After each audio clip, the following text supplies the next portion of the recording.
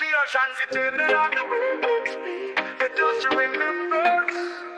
And the Buhera she never forgets. We are the voice of the land. We are the echoes of Buhera. Sing one away, one away. Welcome to the Deep Dive, where we unpack complex ideas to help you get well-informed fast.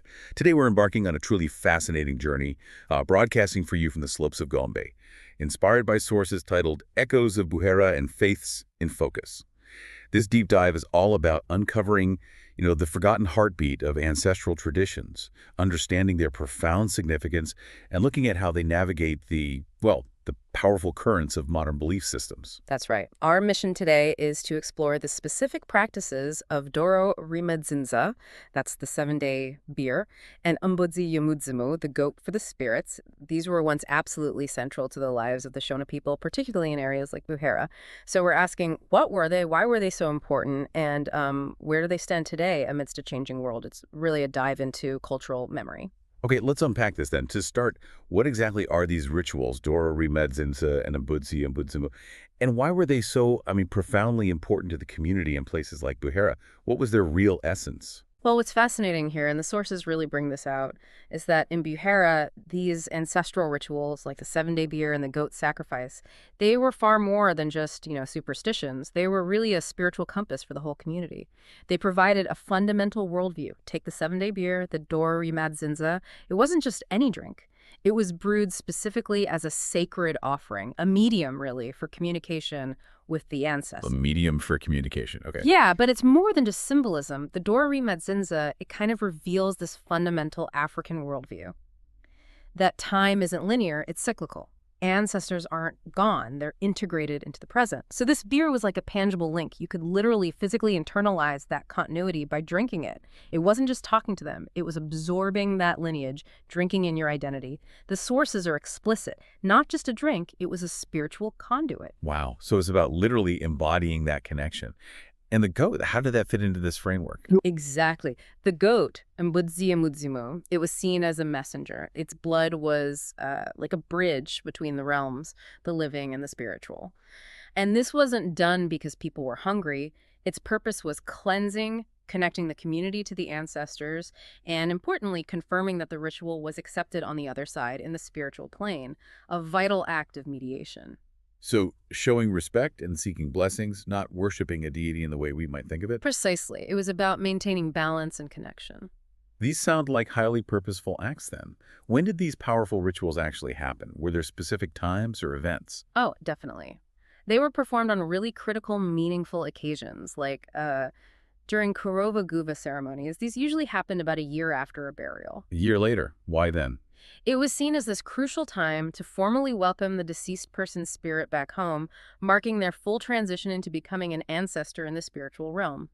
It gave profound closure for the living, too, weaving the departed into the community's spiritual fabric. That sounds like a really pivotal moment, both for the individual spirit and the whole community. What other contexts called for these rituals? Well, they were also performed during Buhera ceremonies. These were gatherings held specifically to call upon ancestors for, vital blessings, things like rain, which was obviously essential for harvests, or for peace, protection, maybe guidance during difficult times. And beyond those, you'd see them at Thanksgiving harvests, sort of showing gratitude for abundance, or whenever a family or even an individual needed healing, physical, emotional, spiritual healing. Yeah. The timing and purpose were always deeply tied to community well-being. It was like the spiritual backbone for their life together. Okay, moving from the what and why, let's get into the when and where. Yeah. The sources say the timing was crucial. How specific are we talking? Very specific. It was never left to chance. For the doro remadzinza, the 7-day beer, the brewing itself followed a strict timeline. You started exactly 7 days before the ritual. Day 1, start brewing. Day 7, it's ready. Exactly 7 days. Exactly. And the goat, the mbudzi yemudzimu, that was slaughtered on the morning of the ceremony itself, just before the beer was presented.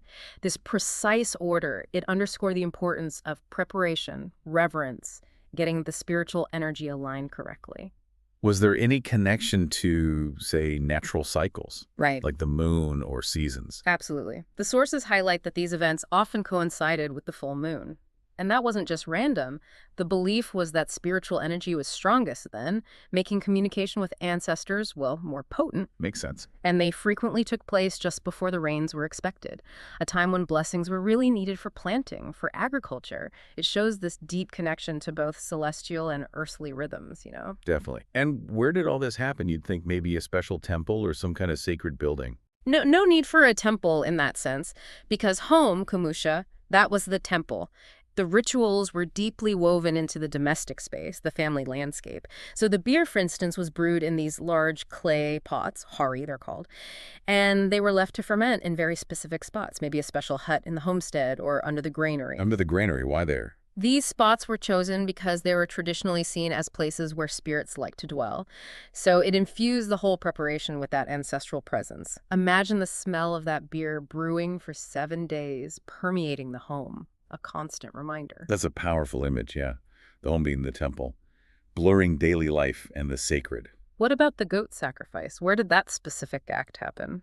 The goat was usually slaughtered at a sacred spot, often chosen carefully near the family graveyard, direct link to the ancestors' resting places. Or sometimes it would be done beneath specific indigenous trees like the mutua or the muyu. These trees weren't just trees. They were seen as gateways to ancestral presence, profoundly spiritual locations. The main ritual itself would then happen either in the central courtyard, the ruware, or right there at the gravesite. So the whole thing unfolds right in the heart of the family's sacred space. It's all about that accessible, intimate connection. Right. So who actually had the authority to do these rituals? And can you walk us through the steps? It sounds very structured. It was highly structured, yes.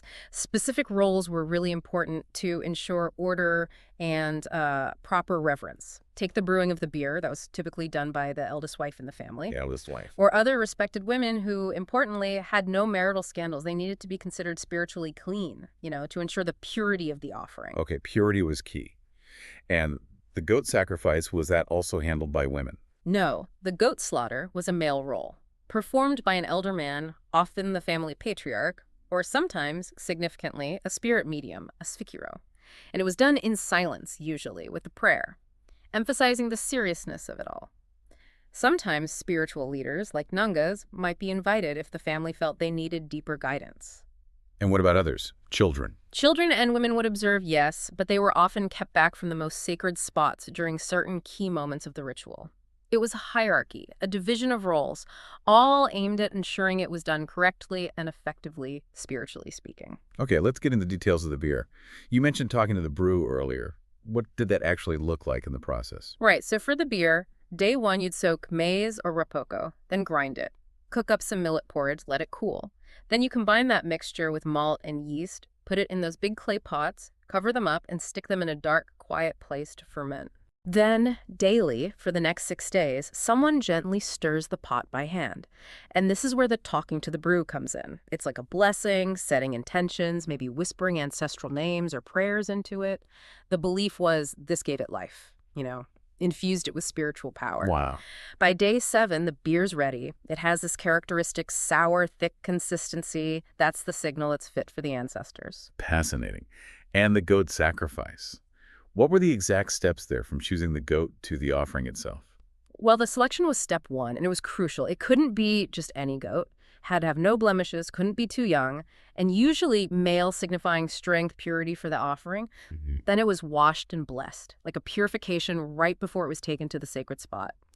The slaughter itself was done facing east. That direction symbolizes light spiritual guidance. Facing east. Got it. Then the blood, as we said, was sprinkled at the graves or sacred trees, making that connection. And while some meat was cooked for the ceremony, not all of it was for people to eat. The liver, lungs, certain other parts, those were reserved strictly for the ancestors, never touched by the living. Reserved for the ancestors, okay. Exactly. And then finally the beer, now ready, would be poured into small gourds, placed on the ground, maybe shared, but in silence. The elders take the first sip gesture of respect, and then really profoundly they call the names of the departed, inviting them right into the ceremony, a complete act of communion. Given how absolutely fundamental all this sounds, I'm struck by that idea of them becoming just echoes. So what does this mean for today? I mean, who still knows these prayers? Who brews this beer? Are these practices still alive, or are they fading? Well, we definitely see a major shift. The sources really highlight that. Many families now seem to, well, rush the burial process and just move on. It's a big departure from those traditional, elaborate ways. And why the rush? Is it just modern life? Partly, perhaps, but churches have increasingly replaced those homestead rituals too, drawing people away. And maybe, maybe the younger generation found them too complex, too time-consuming. It's hard to say for sure. But what's clear is that many children today only know beer from bottles, not from the clay pots that were so central to these offerings. It's a real disconnect. That visual is powerful bottles versus clay pots. It is. And while some modern viewpoints might look at these traditions as, backward or something, our sources really emphasize they were once a blueprint for community, closure, and connection. Hmm. And that raises this really important, almost sad question. When these practices decline, it's not just losing rituals. It's a shift in how communities even define things like closure, identity, reality itself. When that blueprint is discarded, what replaces it? Or do we just see a kind of fragmentation, a loss of shared meaning? That's a critical point.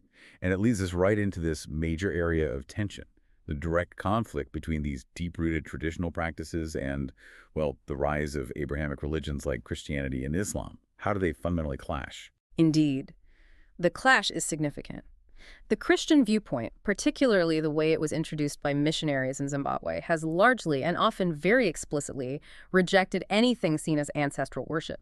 Bible teachings are frequently interpreted to label communication with the dead, things like kurova guva or remadzinza, offering to ancestors as idolatry or even necromancy. Strong words. Very strong. Many Christians believe that once someone dies, they go straight to heaven or hell. They aren't present as ancestral spirits who can interact with or guide the living. So, from that perspective, rituals like brewing the 7-day beer or slaughtering goats for ancestors, they're seen as pagan, maybe even demonic or spiritually dangerous. It's a fundamentally different theological lens. And that must create real friction within families, right? If some members adopt these new beliefs. Oh, absolutely. Some churches, especially in Pentecostal or evangelical circles, actively tell new believers they must abandon these traditions. They might even hold deliverance sessions to break what they call ancestral curses. This very often leads to serious clashes. You'll have older generations wanting to perform traditional funeral rites or bila ceremonies, and younger Christian family members strongly objecting based on their faith. It creates deep divisions where there used to be unity around these rituals. It's just fascinating how the exact same act can be viewed so incredibly differently. The traditional view is about respect, not worship.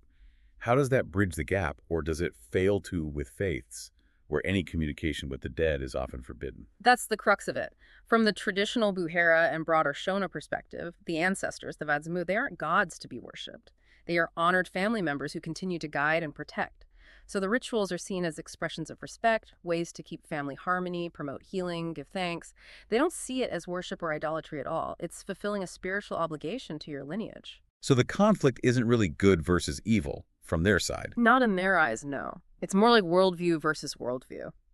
Christianity generally looks up to a singular God in heaven. Traditional religion looks around to ancestors who are nearby, involved. That fundamental difference in perceiving reality makes bridging the gap incredibly hard. And how does Islam fit into this picture? Given its own strict monotheism, is there any blending, or is it always a choice between one or the other? Islam, like Christianity, is strictly monotheistic. So Muslims strongly reject ancestral rituals involving spirit invocation. Only Allah, God, should be worshipped. They don't believe ancestral spirits guide the living. And any slaughtering of animals must be done in Allah's name halal, not for spirits or ancestors. That's a very clear, firm line. Direct syncretism with spirit stuff. Impossible. Okay, so no invoking spirits, but any flexibility otherwise. Well, there's a nuance. Islam does encourage honoring the dead. Through prayer, dua, visiting graves respectfully, giving charity in their name, that's encouraged.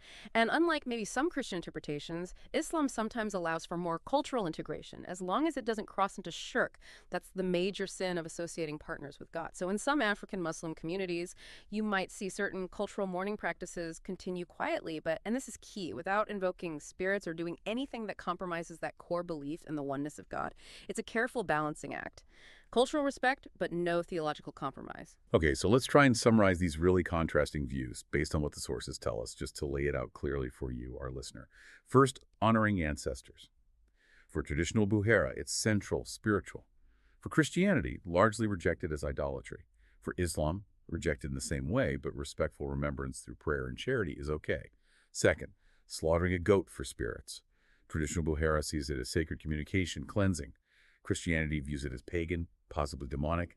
Islam strictly forbids it unless done in Allah's name for food, absolutely not for spirits. Third, brewing beer for ritual. Traditional Buhera considers it deeply symbolic, unifying. Christianity often forbids it. Islam completely forbids alcohol, full stop. Fourth, belief in ancestral spirits guiding the living. Traditional Buhera says yes, absolutely. Christianity and Islam generally say no, that's not how it works. And finally, the overall role of these rituals in daily life, huge role in traditional Buhera, largely discouraged by Christianity. Islam allows some cultural space for mourning, maybe, but definitely no spirit rituals. It really boils down to fundamental differences in understanding reality, the spiritual world, and divinity. Wow. We've really taken quite a journey today, haven't we? Into the historical heart of Buhera's ancestral rituals coming from places like the slopes of Gombe.